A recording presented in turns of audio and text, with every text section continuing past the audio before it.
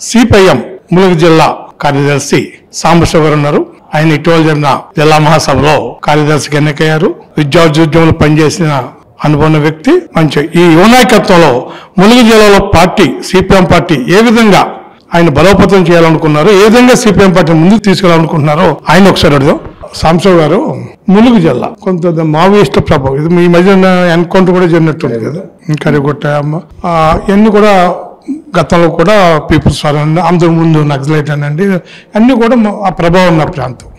ఒక విధంగా చెప్పాలంటే సిపిఎం పార్టీ కొంచెం బలహీనంగా ఉన్న ప్రాంతాల్లో ఒక ప్రాంతాన్ని నా తప్పైతే కావచ్చు.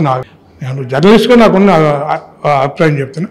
మీ నాయకత్వం అసలు మీ కార్యాచరణ ఏమనుకో సిపిఎం పార్టీని ములుగు జిల్లాలో బలోపేతం చేయడానికి కానీ విస్తరింపు చేయడానికి కానీ మీ కార్యక్రమం ఏంటి, మీరు ఏ కార్యాచరణలో వెళ్ళాలి? ఈరోజు మీరు అడిగిన క్వశ్చన్కు ఖచ్చితంగా ములుగు జిల్లా అనేది ఉమ్మడి వరంగల్ జిల్లాలో ఒక పార్టు.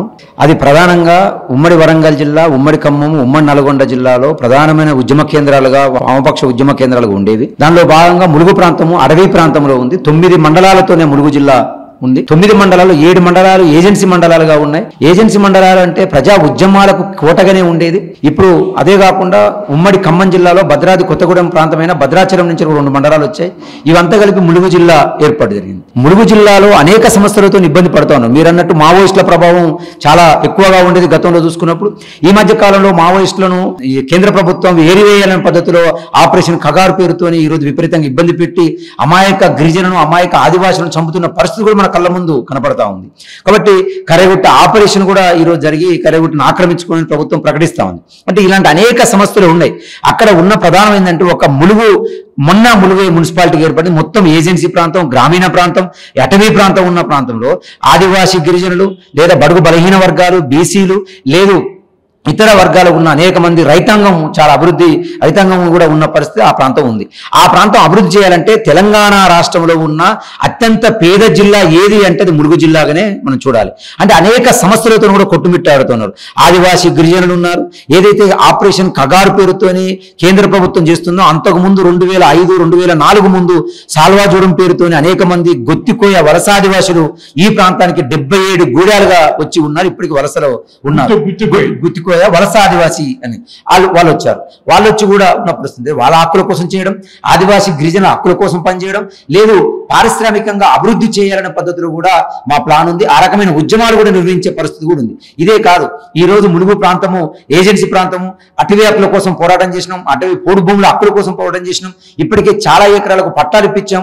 భారత కమ్యూనిస్ట్ పార్టీ, మార్క్సిస్టు, సిపిఎం కేంద్ర కమిటీ ఏదైతే కేంద్రంలో యూపీఏ 1 గవర్నమెంట్ లో అటవీ హక్కుల చట్టం తీసుకొచ్చిందో ఆ చట్టం ప్రకారం ములుగు ప్రాంతంలో కూడా అందరికీ పట్టాలు వచ్చే పని చేశాం. ఇంకా భవిష్యత్తులో రావడం కోసం కూడా పోరాటం చేయాలి. ఇంకా అనేక మంది అర్హులు ఉన్నారు.